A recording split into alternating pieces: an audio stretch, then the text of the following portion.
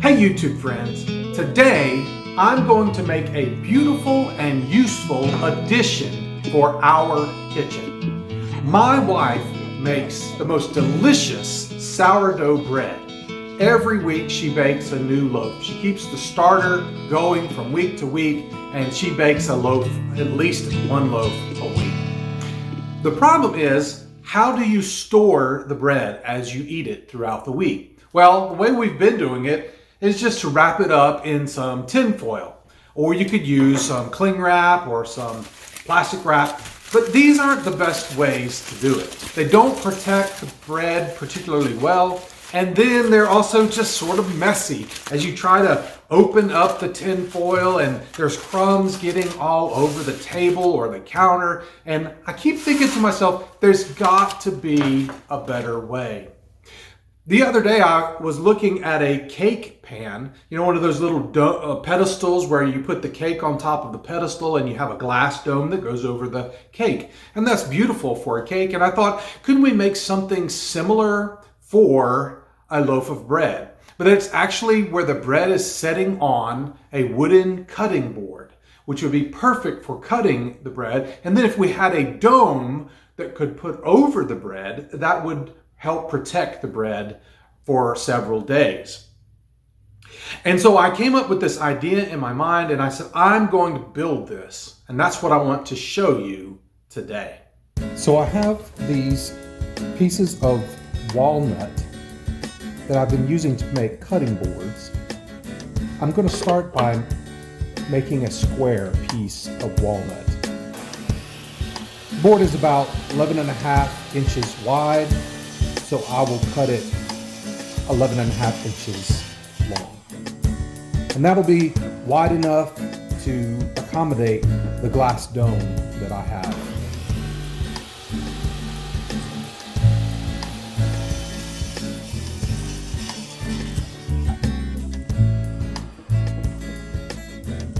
Since this is rough cut lumber, I'm going to plane it down to get rid of any imperfections and get the surface nice and smooth.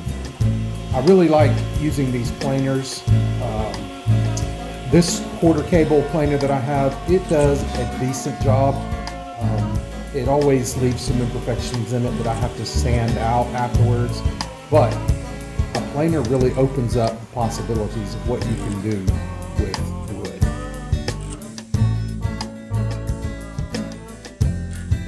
Now that we have our square piece of walnut nice and planed down, I need to turn my square into a circle that will be just a little bit wider in diameter than the glass dome that will cover it. So I'm just going to draw some dots on the board and then connect the dots to make a circle.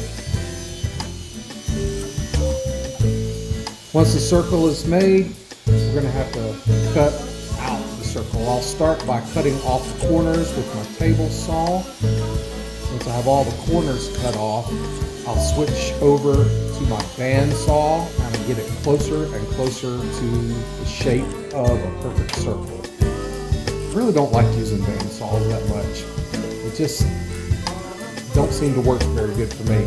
Maybe you're better at it than I am. If you've got some tips on how to cut with a bandsaw to make sure that everything comes out exactly curved like you want it, let me know. But I just get the shape down pretty close, and then I'll use my belt sander to really shape out that perfect circle on this cutting board. I learned a neat trick for how to find the center of a circle. Fold your paper in half, and then you line the corners up perfectly with the edge of your circle. You make a mark at the top and bottom of the crease mark on the paper. Then you're going to just use a ruler and a pencil to make a line on the circle.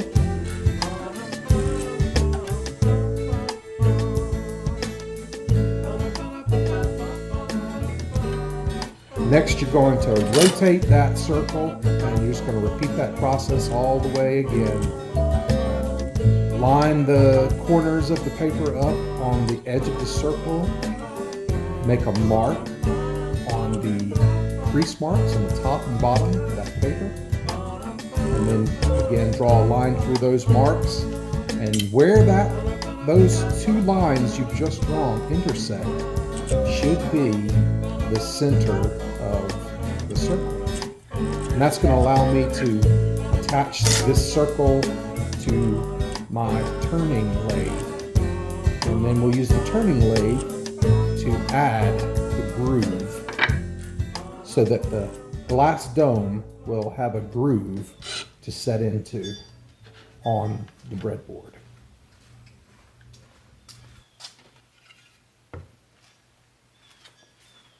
John 6, verses 1 through 13.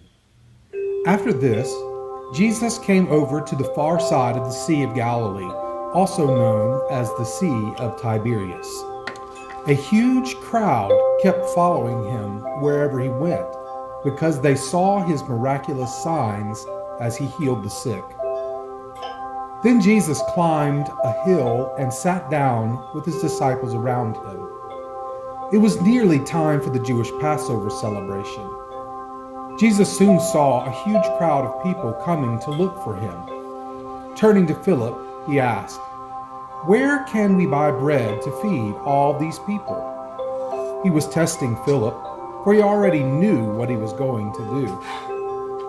Philip replied, "Even if we work for months, we wouldn't have enough money to feed them." Then Andrew, Simon Peter's brother, spoke up.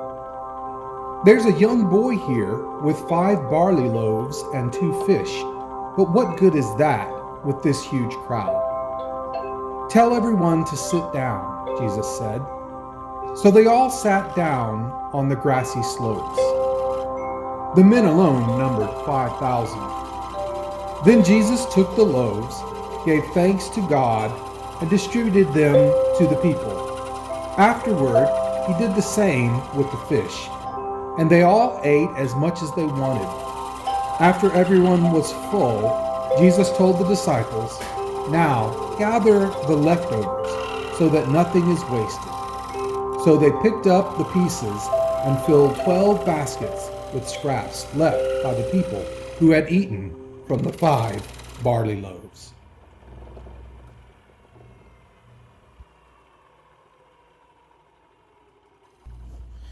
Now that we've got the groove cut in the breadboard, I'm just going to check the dome and make sure that it's fitting in that slot nicely. If I need to make it a little bit deeper, I can cut it a little deeper. And I'm also going to sort of round off the edge. Breadboards are actually something that have been around for centuries. So it was sort of gratifying to me to see that I wasn't the first person that came up with this idea. I came up with it on my own independently, but this is something people have been doing for hundreds of years. The one innovation in my design that is different from something that people have done for centuries, I've not seen anyone else that was covering their bread with a glass dome. So that's an innovation that I'm sort of proud of.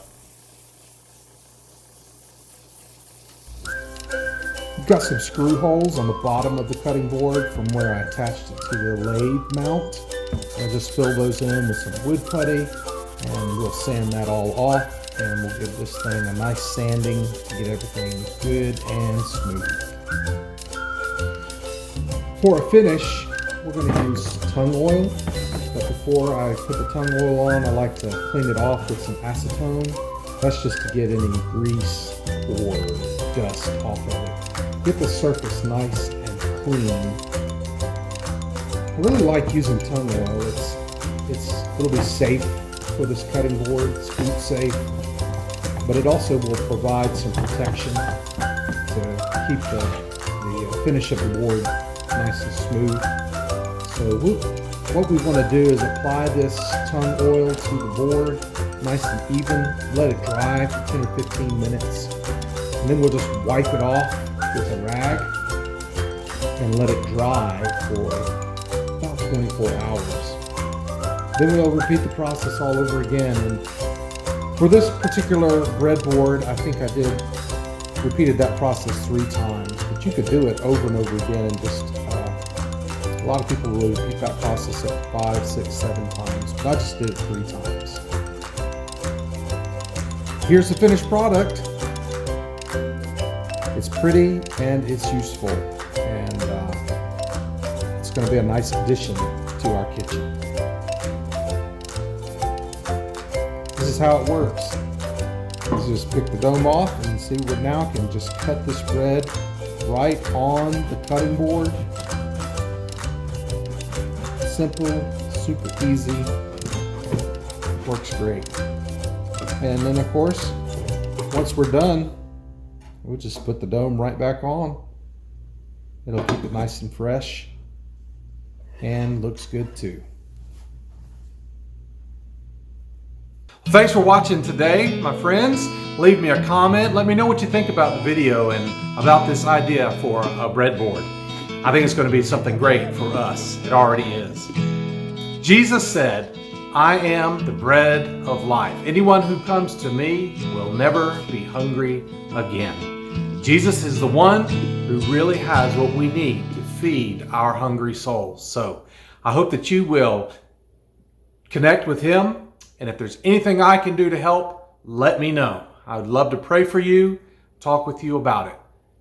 Now, let's get out there and let's grow and be fruitful.